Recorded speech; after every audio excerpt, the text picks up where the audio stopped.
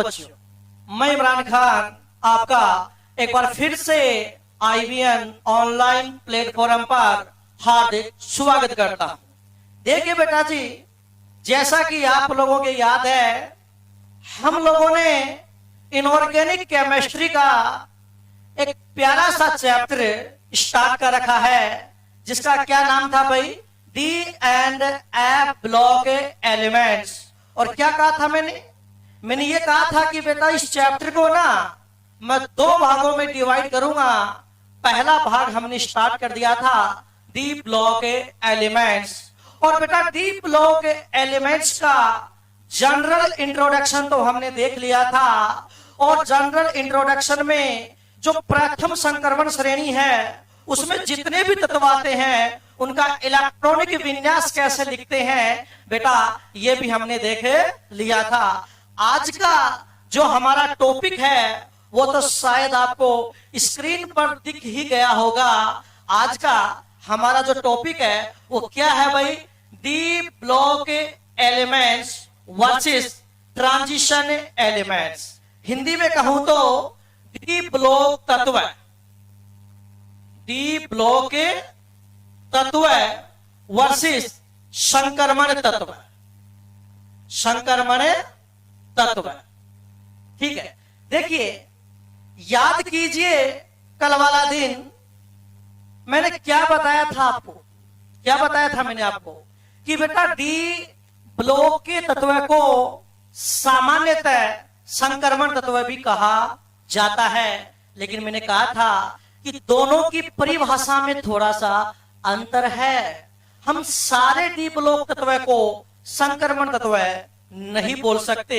ये बात आज के इस वीडियो लेक्चर में बेटा आपको समझ में आ जाएगी।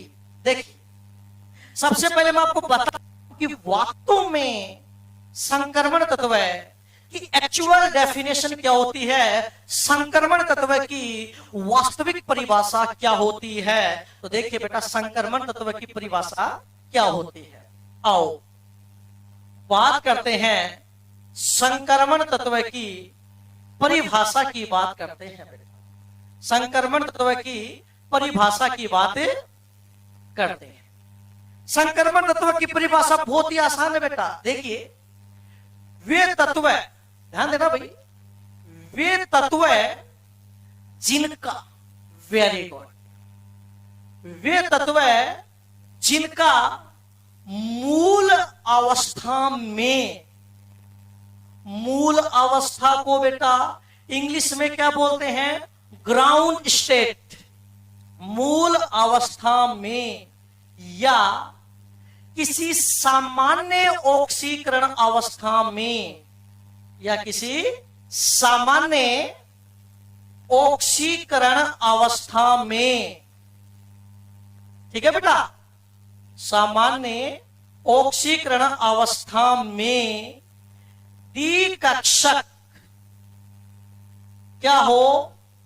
अपूर्ण हो, उसे बेटा अपन क्या बोलते हैं? संक्रमण तत्व बोलते हैं। यहां पर 2 शब्दों पर आपको ज्यादा जोर देने की जरूरत है।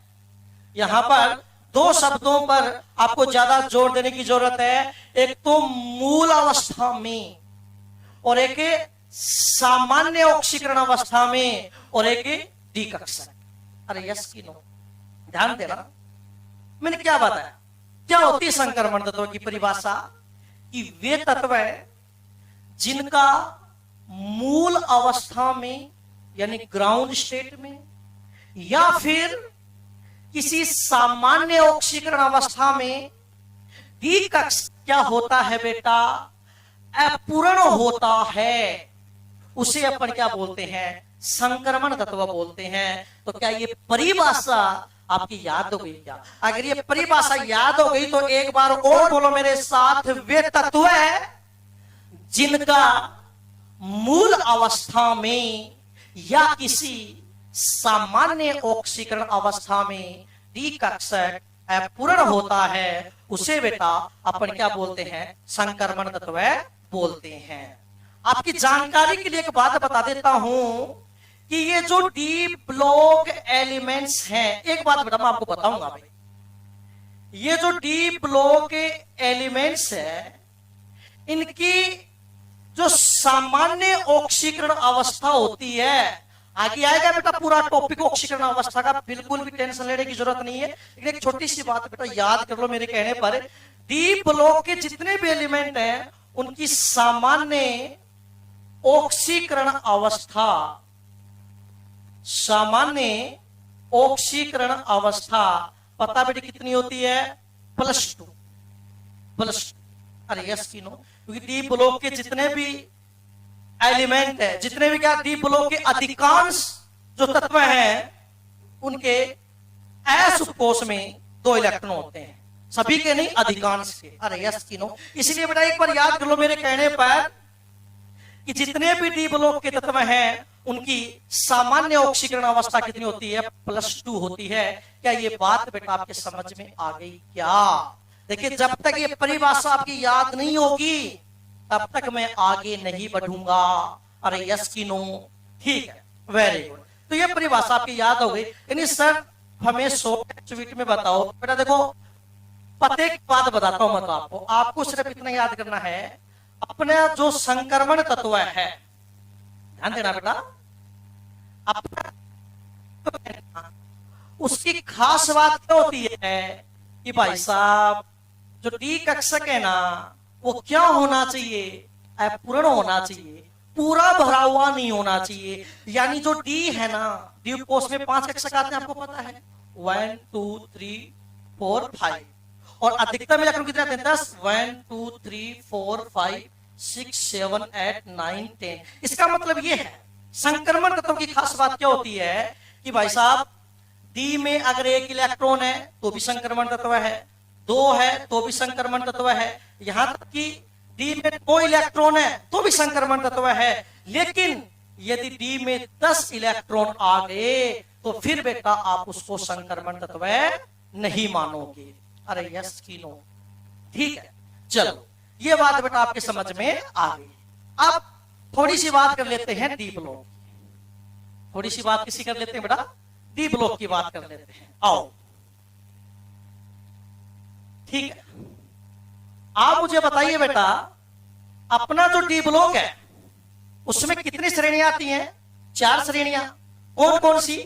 एक तो 3D श्रेणी, एक 4D श्रेणी, एक 5D श्रेणी और एक 6D श्रेणी। क्या वो श्रेणियां आपकी याद है क्या? बिल्कुल।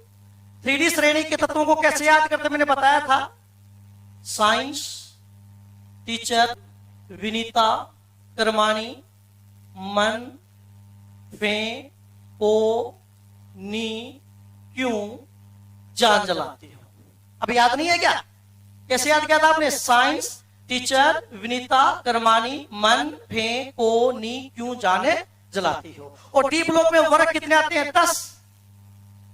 3 से लेकर 12 तक, ये तीसरा वर्ग, ये चौथा, 5वां, 6ठा, ये 7वां, 8वां, 9वां, 10वां, 11वां और 12वां। ये बात बेटा आपके समझ में आ गई कि भाई अपना जो डी ब्लॉक है ना बेटा, उस डी ब्लॉक में वर्ग कितने हैं? 10 हैं। एक तो तीसरा वर्ग, एक कौन सा? चौथा वर्ग, एक कौन सा? 5वां वर्ग, एक कौन सा?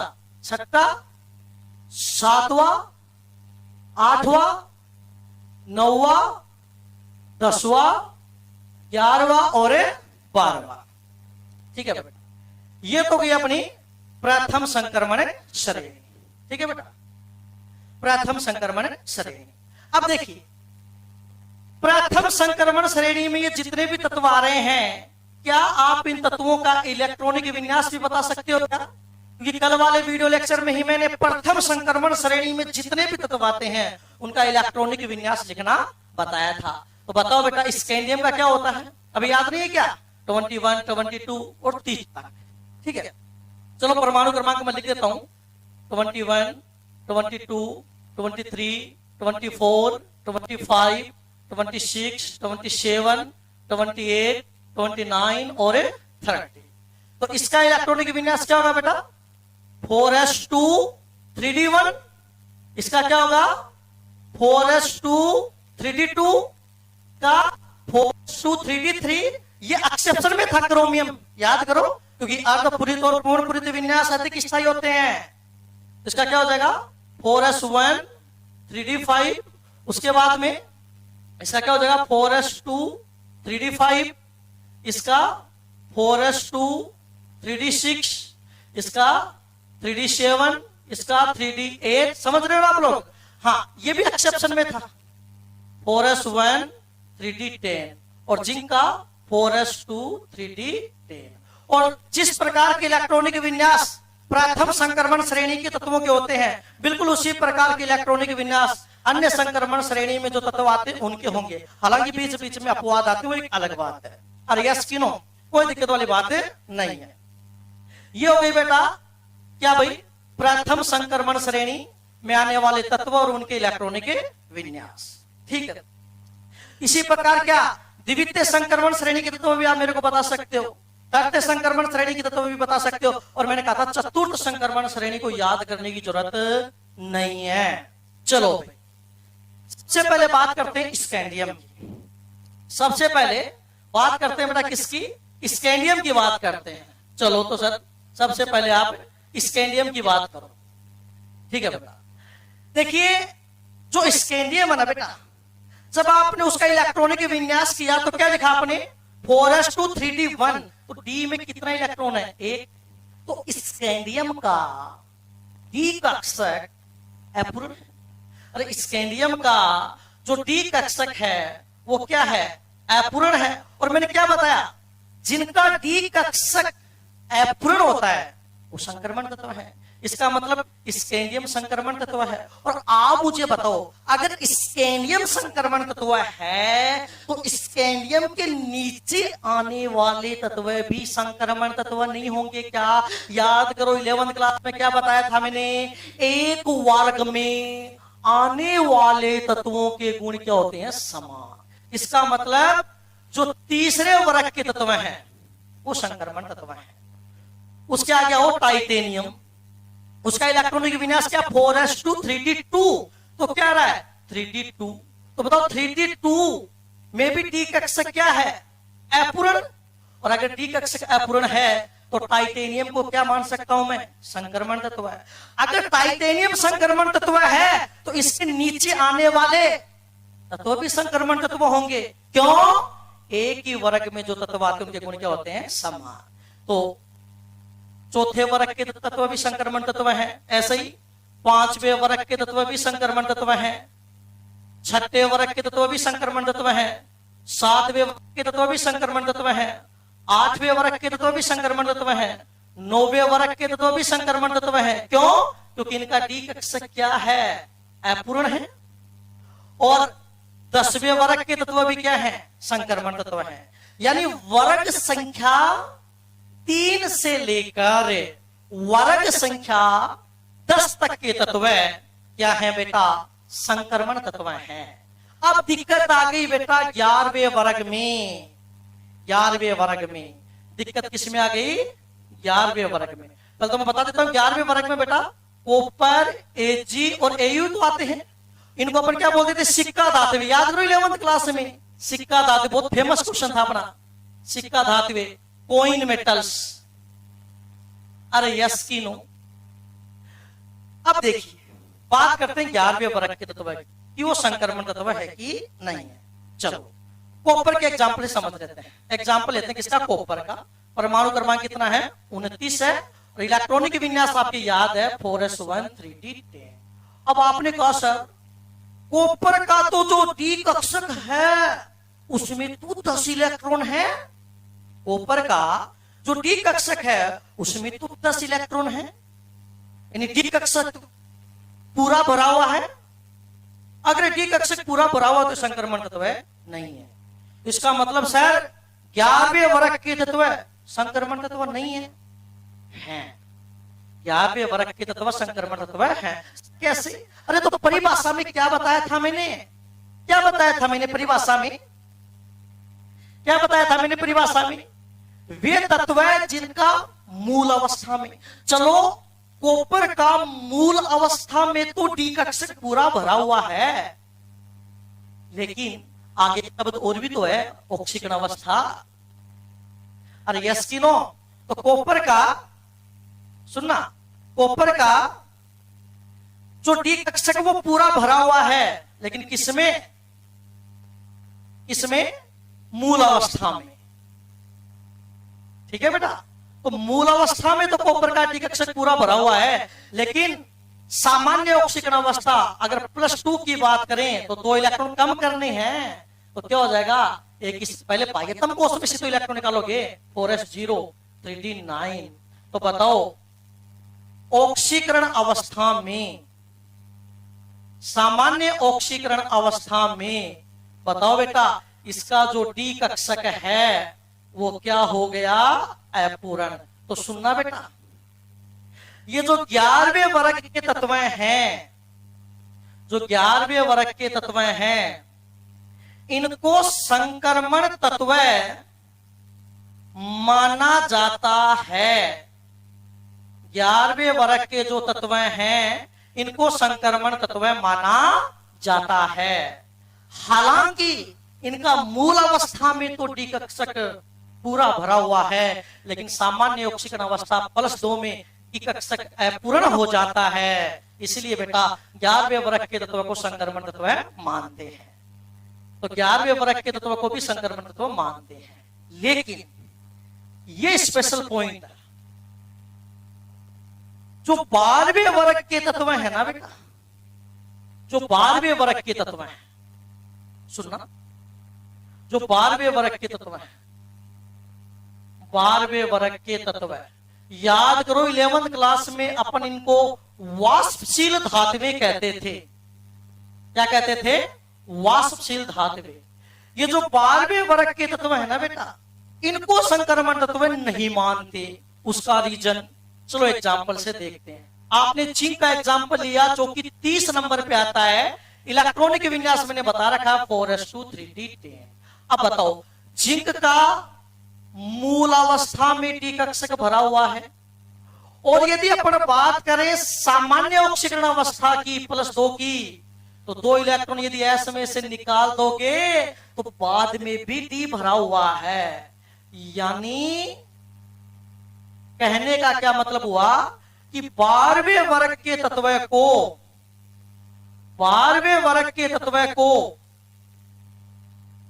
12वें वर्ग के तत्वों को संक्रमण तत्व नहीं माना जाता। उसका रीजन क्या है? इनका मूल अवस्था में भी डी कक्षक पूरा भरा हुआ होता है, और सामान्य ऑक्सीकरण अवस्था में भी डी कक्षक भरा हुआ होता है। मूल अवस्था में भी डी क्या है? पूर्ण पूरित है, ठीक है, और ऑक्सीकरण अवस्था में भी डी क्या है? पूर्ण पूरित है। अरे यस कि नो? कोई दिक्कत वाली बात है क्या? कोई दिक्कत वाली बात नहीं है। तो अब बेटा आप सिर्फ एक लाइन याद कर लो। अब आप खुद बताओ, क्या सभी डी ब्लॉक के तत्व को मैं संक्रमण तत्व बोल सकता हूं क्या? नहीं।